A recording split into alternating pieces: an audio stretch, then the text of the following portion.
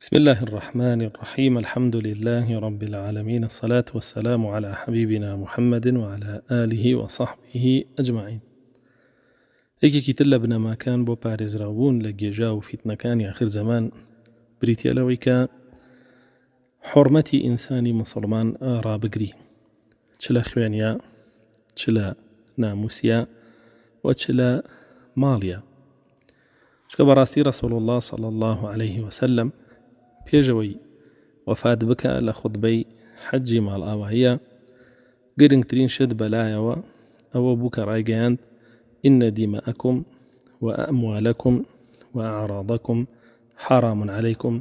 كحرمة يومكم هذا في شهركم هذا في بلدكم هذا. یەکەمین بند لە بەندە گرنگەکانی پارێزراوبوونی کۆمەڵگای مسلمانان کە ڕایگەیاند بریتی بوو لەوە کە ئاگادار بن ئەی مسلمانان، ئێوە خوێنتان و ناموستان و ماڵتان لەسەر یەکتری حرامە. بە هیچ شێوەیە بۆتان نییە دەستان هەبێ دەمتان هەبێ لە خوێنی یەکترە، یاخود دەست و دەمتان هەبێ لە ناموسی یەکترە، یاخود دەست و دەمتان هەبێ لە خواردنی ماڵی یەکترە. وەکو بڵێ ڕەسوڵ الله صلی الله عليه وسلم ئاگادار بوو و الله سبحانه وتعالى بە وحی پێی وتبوو کە لە دوای خۆی بەڕاستی کەسانێک پەیابن کە هیچ گوێیەک بۆ بابەتانە نادەن. بۆیە لە چەندین فەرمودەی ترا فەرمێ المسلم أخو المسلم، ئینسانی مسلمان برای ئینسانێکی مسلمانی ترە، کەواتە مسلمانان هەمویان برای یەکن و ئەمە نەسی ئاەتیشی لەسەرە کە فەرمێ إنما المؤمنون إخوة، ئیمانداران برای یەکترین. جا ناگونجێ ئیمانداران کە الله سبحانه وتعالى بە برای یەکتر ناوی بردوون و رسول الله صلی الله عليه وسلم بە برای یەکتر ناوی بردوون، کەچی حورمەتی خوێنی یەکتریان لا نەبێ و حورمەتی ناموسی یەکتریان لا نەبێ و حورمەتی ماڵی یەکتریان لا نەبێ. ويا فرمي رسول الله صلى الله عليه وسلم المسلم أخو المسلم لا يظلمه ولا يخذله ولا يسلمه. فرمي بهيت شوى إنسان مسلمان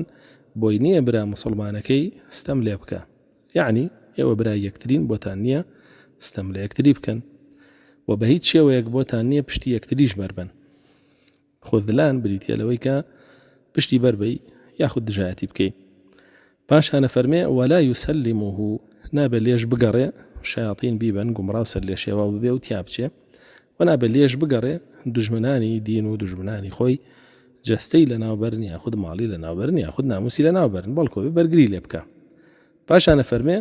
بحسب امرئ من الشر أن يحقر أخاه المسلم، ئینسان بەسە بۆ ئەوەنەی کە ئیتر بە کەسێکی خراپ بزانرێ تەنها کەمێک ڕقی هەبێ لە دڵە لە بەرامبەر برایەکی مسلمانیە. ويا براستي رسول الله صلى الله عليه وسلم لفرموديك ترى فرمي كل المسلم على المسلم حرام دمه وماله وعرضه. فرمي مسلمان همشتكي لسر مسلمان حرامة وبتايبت خواني ومالي وناموسي. ولا فرموديك ترى رسول الله صلى الله عليه وسلم فرمي حق المسلم على المسلم 6. فرمي حقي إنساني مسلمان لسر إنساني مسلمان شجدانا حق شجدانا مافا. یەکێ لەوانە چییە؟ وألا تظن به سوءا، بە هیچ شێوەیە بۆ دنیا گومانی خراپی پێبەری، یعنی تەنانەت تۆ بۆ دنیا لە دڵیشەوە گومانی خراپی پێبەری لە خوێنیا لە ماڵیا لە ناموسیا، نەوەک دوایی بەدەم و بەکرداریش زەفەری پێبەری. بۆیە لە فەرمودەیەکی ترا رسول الله صلى الله عليه وسلم فەرمێ انصر أخاك ظالما أو مظلوما، براکەت سەر بخە ئەگەر ظڵمیە کرد و ئەگەر ظڵمیشی لێکرا. وتیانی رسول الله صلى الله عليه وسلم ئەوە ئەزانین ئەگەر ظڵمی لێکرا پشتی ئەگرین و سەری ئەخەین، بەڵام ئەگەر ئەو ظڵمی ئەکرد چۆن پشتی بگرین و سەری خەین؟ فەرمووی تەمنعه من الظلم، نەسیحەتی بکە مۆژگاری بکە مێڵە ظڵم بکە. بۆیە بینی لە فەرمودەکەی ترا کە باسی شەش حەقەکەی مسلمانانەکە یەکێ لەو حەقانە چییە؟ وإذا استنصحك أن تنصحه، ئەگەر براکەت پێویستی بە ئامۆژگاری بوو ئامۆژگاری بکەی. بۆیە بەڕاستی رسول الله صلى الله عليه وسلم لە چەندین فەرمودایە هۆشداری داوە لە حەڵالکردنی خوێنی برای مسلمانت بە هەر هۆیەک بێ. داخەوە ئەمڕۆ خەڵکێک خوێن و ناموس و با بڵێن ماڵ و سەروەت و سامانی مسلمانان حرامەکە بەچی؟ بۆی کە دێ کافریەکە، ئیتر بە شوبهەیەک بێ، ئیتر بە لازمێکی قەول بێ، بە لازمێکی فعل بێ، بە مەئالاتێک بێ، دێ کافری ئەکا کە کافری کرد ئەنجا دوای حەڵاڵیەکە بۆ خۆی دەم بخاتە ناموسیەوە و ئەگەر بۆی بکرێت دەستیش بخاتە خوێنیەوە ئەگەر بۆشی بکرێ ماڵیشی زەوت بکە کەوە بەڕاستی رسول الله صلى الله عليه وسلم لەبارەیە فەرمێ من قال لأخيه يا كافر فقد باء به أحدهما هەر کەسێ بە برایەکی مسلمانی بڵێ هەی کافر بۆی لەوێوە حەڵاڵی کاکەیتر دەم بخاتە ناموسیەوە و دەستخاتە خوێنیەوە و دەستخاتە ماڵیەوە فەرمێەوە بەڕاستی ئەگەر ئەو کافر نەبێەوە خۆی ئەگرێتەوە ئەگەر کافریش بێەوە ئەوە گرێتەوە وهي لفرموديك ترى رسول الله صلى الله عليه وسلم فرمي لا ترجعوا بعدي كفارا فرمي بهيت شيء ويلا دواي من الذين كتان ورمقرن كافر مبن يضرب بعضكم رقاب بعض هندك تان لقردني هندك تان بدا يعني أقر بيتو تو خوين ناموس ومالي برا مسلمانة كت حلال كي بو خود أو كفري قوريت چونك تو حرامي كت حلال كردو بو الذين بيدرشي أقر بيتو حەڵاڵی نەکەی بەڵام بەدەست درێژی بیبەی ئەوە بێتە کوفری بچووک و تاوانێکی گەورەیە بە تۆ بۆیە بەڕاستی مسلمانان هەمویان برای یەکن و هیچ جیاوازیەکیش لە نێوانیانە نییە وەکو الله سبحانه وتعالى فەرمێ إن أكرمكم عند الله أتقاكم ورسول الله صلى الله عليه وسلم فەرمێ كلكم من آدم وآدم من تراب لا فرق بين عربي ولا عجمي إلا بالتقوى هەمووتان لە ئادەمش لە خۆڵ بووە و هیچ جیاوازیەک نییە لنيوان عربيك وعجمك وتغير عربيك إلا بتقوان به وبراسي رسول الله صلى الله عليه وسلم لچندين فرمودا هوش داريه دا لباريوي كتنانت شكي جرب كينيك كافرمي من حمل علينا السلاح فليس منا هركس شك هالقريه الا برانبر معنا ولا يمنيه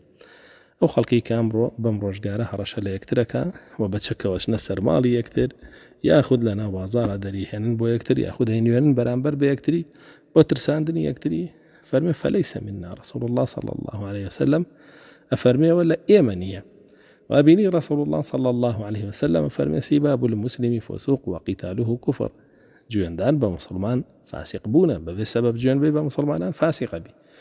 وحلالك إخواني برجي وكافر بلادين بيدرجي خو اگر حلالي نكيتو إخواني برجي وكفري بچوكو بيوت أبي بنا الله سبحانه وتعالى بو إنسان أبي أقادار بي لهر رويكەوە بێ ڕوو نەکاتە برا مسلمانەکەی بەهۆی برا مسلمانەکەیەوە ئاگری جەهەنەم بۆ خۆی مسۆگەر بکە رسول الله صلى الله عليه وسلم أفرمي لفرموديك أقر بيتو أهل أسمان وزوية كان لو أن أهل السماء والأرض اشتركوا في دم مؤمن لأكبهم الله في النار أقر أهلي همو أسمان كانوا وزويش هموي بشدار بن لرشتني خواني إنساني كي مسلمانا والله سبحانه وتعالى هم ينقل بكاتوا بونا واقروا الله سبحانه وتعالى القرآن فرمي ومن يقتل مؤمنا متعمدا فجزاؤه جهنم خالدا فيها وغضب الله عليه ولعنه وأعد له عذابا عظيما كأما براسي قورترين هرشي لقرآن هاتوا وكي هاتوا وكسي بكج هاتوا هار كسي مسلمان يبنى حق بكجه متعمدا فجزاؤه جهنم أما سزايكم لجهنم عبي خالدا فيها أما سزايدون بهتهتا وغضب الله عليه وسزاي سيما الله سبحانه وتعالى غضبه لسري وليتوري ولعنه وسزاي شوارما بلعنتي قال رحمي خوي كاتا دروا سزاي بينجمش وعد له عذابا عظيما سزاي كي زور قرص قوري بۆ ئامادە کردو ئیترەگەر بێت و بیدایەتەن بچێتە ناو جەهەنەمەوە دواتر بچێتە بەهەشتەوە لەناو ئەو سزایە بێت تاپاکە بێتەوە ئەگەریش خوێنەکەی حەڵال کرد بێ و ڕشت بێتی هیبرا مسلمانەکەیەوە بۆ هەتا لەناو سزایە کە قورسترین سزایە لەناو قورئانە باس کراوە بۆیە بینی الله سبحانه وتعالى کە باسی کوشتن ئەکا فەرمێ من قتل نفسا بغير نفس أو فساد في الأرض فكأنما قتل الناس جميعا هر كسيك بكجي بەبێ ئەوەی شایستەی کوشتن بێک چونکە ئەو کەسی نەکوشتۆ تۆ بۆی کوژی یاخود لەبەرەوەی دەستکەوتێکی دنیایی دەست بکەوێتەوە فەسادە لە زەویە ئەفەرمێ وەکو ئەوە وایە هەرچی کەسە کوشت بێت لە ڕوانگەی ئەم فەرمودانە و لە ڕوانگەی ئاەتەکانەوە ئەبینین حورمەتی خوێنی مسلمان لای الله سبحانه وتعالى زۆر گەورەیە جارێکیان رسول الله صلى الله عليه وسلم طوافی کەعبەکە سەحابەکانی گێڕنەوە فەرمێ تەماشای کەعبەی کرد فرمي ما أطيبك وما أطيب ريحك وما أعظمك وما أعظم حرمتك والذي نفس محمد بيده لحرمة مسلم عند الله أعظم من حرمتك أفرمي رسول الله صلى الله عليه وسلم فرمي أي كعبة چەند شیرینی چەند بۆنخۆشی چەند پاک و بێگەردی چەند خەمڕەوێنی و چەند گەورە و عظیمی لەلای الله سبحانه وتعالى و چەندە الله سبحانه وتعالى ڕێز و حرمەتی تۆی زۆر کردووە بەڵام لەگەڵ ئەوەشە سوێن بۆ ذاتەی گیانیبنی بەدەستە لای الله سبحانه وتعالى خوێنی مسلمانێ حرمەتی زیاترە لەو کعبەی الله سبحانه وتعالى وێ بەڕاستی زۆر مەترسیدارە ئینسان ڕوو بکاتە خوێنی ئینسانی مسلمان لەم آخر زمانەیە کارەساتەکە ئەوەیە کە ئەم حرمەتە نامێنێ بۆیە تۆ وریای خۆت بێ کە نەبی لەوانەی کە ئەو حرمەتت نەمێنێ چونکە رسول الله صلى الله عليه وسلم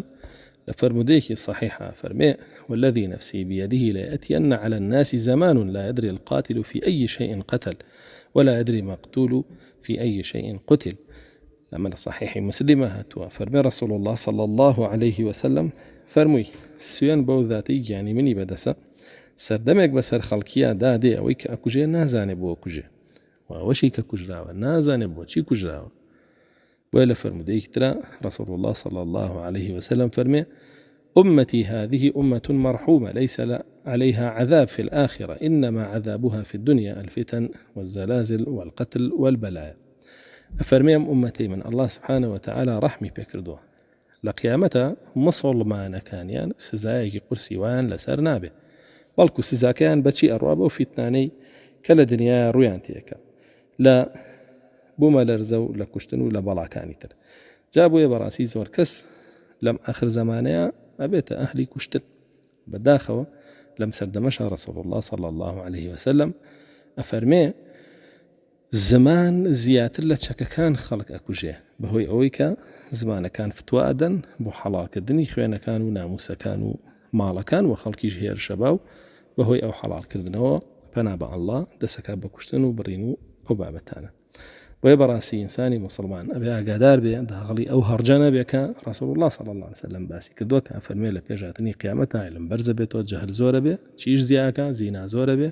مشروب خواردن زور بي انجا هرجيش زور بي لأن برسي هرج چي أي رسول الله صلى الله عليه وسلم فرمي القتل بديتيا لك كشتن طبعا هرج بزباني حبشة بمعنى كشتني هرمكي دي ويا رسول الله صلى الله عليه وسلم لا ياكل ليه برسن يعني شون كشتنك يما وكو شون أمر لكافر كان كوجين أوانج لكافر كان كوجين أفرمينا خير بلكو ليكتري أكوجين وبكوج نازاني بوكشتو يدي وكوجراويج نازاني بوشي كوجراو أما رونو أشكرا أمر يبينين لها معالمة كشتن زور بوا وكساني كي زور يكمين شار سر وكي شكاني يعني لقال هر كسيك أكا هيانا كشتن يعني لبيشتاوي أنا ويخانا سرو شار سر كانوا كبداخوا أو وأكا چێتەناو ئاگرەوە وەکو چۆن رسول الله صلى الله عليه وسلم ئاماژەی پێدا و ئاەتەکانی ئاماژەی پێدا و قورسترین سزا بچێژێ وە لە ڕۆژە قیامەتی شا رسول الله صلى الله عليه وسلم فەرمێ کوژراو دێ ئێخەی بکوژی ئەگرێ ئەفەرمێ شادەمارەکانی ملی خوێنی لێ ئەچۆڕێ خوێنی لێ دێت دەرەوە بکوژەکە پێش خۆیەدا تا بەردەم عەرشەکەی الله سبحانه وتعالى لێ فەرمێ یا ربی سەله لما قتلني پێی بڵێ ئەمە بۆچی منی کوشتووە الله سبحانه وتعالى برسال لبكوجك أفرمي لما قتلته بوشي قشتودا أفرمي لتكون العزة لفلان بروكشتو مع عزة بفلان كذبه عزة شكو مندي بفلان كذبه يعني بو يكشتو ما بو عزة بو آلا بي بو حزب بي بو سركدة بي بو جروب بي بو جماعة بي بو خزمة كم بي بو كسكن بي بو خوم بي أفرمي رسول الله صلى الله عليه وسلم الله سبحانه وتعالى بي أفرمي بؤ بإثمه همو تاوانەکانی هەڵگرە هەموو تاوانی کوژراوەکە چێتە سەر بکوژەکە ئەنجا فەرمێ پێڵێ تەعیستە تۆ ئەمڕۆ لە عەذاب و سزایابی لەناو جەهەنەمە ئەنجا فەرمێن العزة لله عزت هەمووی هی ئەڵڵا بوو نەبوو خەڵک بکوژی بۆیە عزت بۆ خەڵکی بێ ورسول الله صلى الله عليه وسلم لفرموديك ترى فرمي أول ما يقضى بين الناس يوم القيامة في الدماء يكهمين شتكال روجي قيامته لنيوان خلقي خويانا قضاوتي لسركري خوانيانا دوم ماليانا سيمنا موسيانا وإنسان بيعقا داربي بزانك أم خوان رشتنا كم نية بكلمة كيش بجدار نبيت يعني لو قضاوتا يكمين شد برسياري أود لي أكري رسول الله صلى الله عليه وسلم فرمي هەر کەسێ بەشدار بێت لە کوشتنی کەسێکا بەناحەق بە کەلیمەیەکیش ئەفەرمێ جاء يوم القيامة ومكتوب بين عينيه آيس من رحمة الله لە ڕۆژی قیامەتا دێت و لە ناوچوانی نووسراوە بێئومێد لە ڕەحمی الله ئاگادار بە بە هیچ شێوەیە بەشدار نەبی لە کوشتنی مسلمانێکە. رسول الله صلى الله عليه وسلم فرمي لزوال الدنيا أهون على الله من قتل رجل مسلم. فرمي براستي تياتوني دنيا هر هموي بسر يكوا للاي الله سبحانه وتعالى قرستلا التي آسانتلا التي لرشتني خواني مسلمانة. يعني تو الدنيا كاولكي باشا آسانتلا لاي الله سبحانه وتعالى سزاو تاواني لويك خواني مسلمانة بناهق برجي. ورسول الله صلى الله عليه وسلم لفرم ديكترا فمن استطاع أن لا يحولن بينه وبين الجنة ملء كف من دم يهرقه كأنما يذبح دجاجة كلما تقرب لباب من أبواب الجنة حال بينه وبينه. فرمي رسول الله صلى الله عليه وسلم هركس لي وتواني باهيجته نخاتني وان خويو بهشتوا بتعبت مسألة خوان مشتي خوان يجب بيرجي بناق اگر هي مريش يجيش بير يريد لواكا كبشي ده بهش جاءت اگر هي مريش كي يريد لبكا أبيه إنسان تشد بكا. فرمدك الطبراني جراويته ولا صحيح بخاري يا رسول الله صلى الله عليه وسلم فرمه لن يزال المؤمن في فصحة من دينه ما لم يصب دما محرما. فرمي براسي إنسان لا دينك يا بردوام بركتي الله رويتيك دين داري باشتر به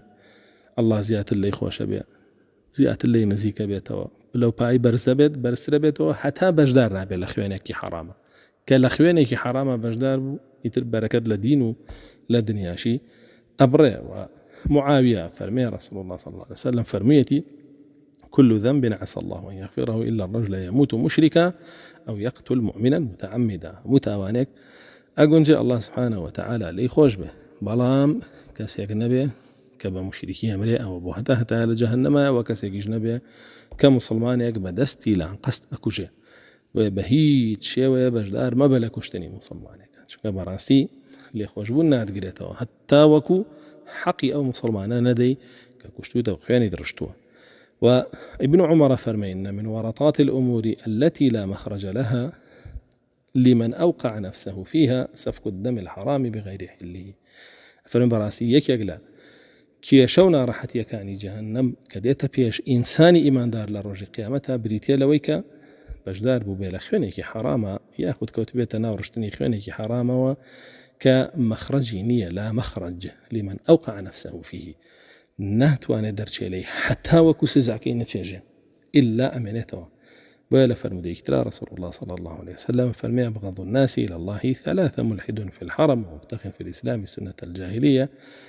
ومطلب دم امرئ بغير حق ليرهق دمه. فرمي سيكس كيزونترين كسن للاي الله سبحانه وتعالى للرجل قيامته أو كسي لنا حرم إلى حادك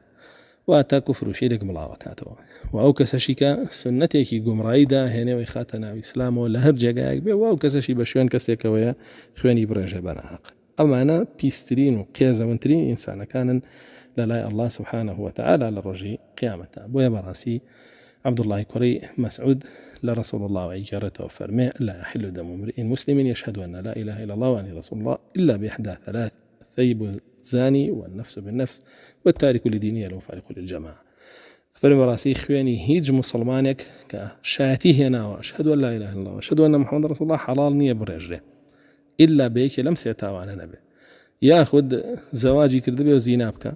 كأيوجه بحاكمي مسلمان تطبيقك ياخذ كسيكي كشتبه بكجرته أيوجه بحاكمي مسلمان تطبيقك ياخذ كسيك لدينك ورقرته مرتد ببيته أيوجه بحاكمي مسلمان تطبيقي بك. كما شاك رسول الله صلى الله عليه وسلم لفرموديك صحيحة كلا مسلمات وفرمي إذا التقى المسلمان وحمل أحدهما على أخيه السلاح فهما على جرف جهنم فإذا قتلاهما صاحبه دخلا جميعا. فرمي أجر إنسانك مسلمان شك خلق ريب وبرأيك مسلماني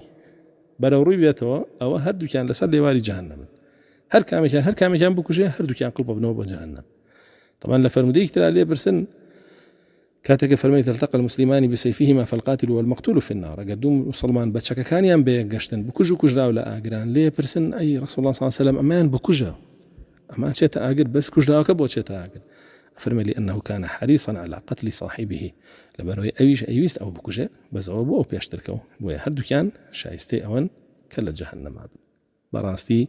حرمتي خويني مسلمان لوي ودس بيكا كان موسي بحرام بزاني لسر خود مالي بحرام بزاني شو براسي كان موسي حلال كر خواني شي حلالك كمالي حلال كت خواني شي حلالك انا بقى الله لو تاوى انا انساني مسلمان به بهموش يا خوي بريكا لخواني هر مسلمانك والحمد لله رب العالمين.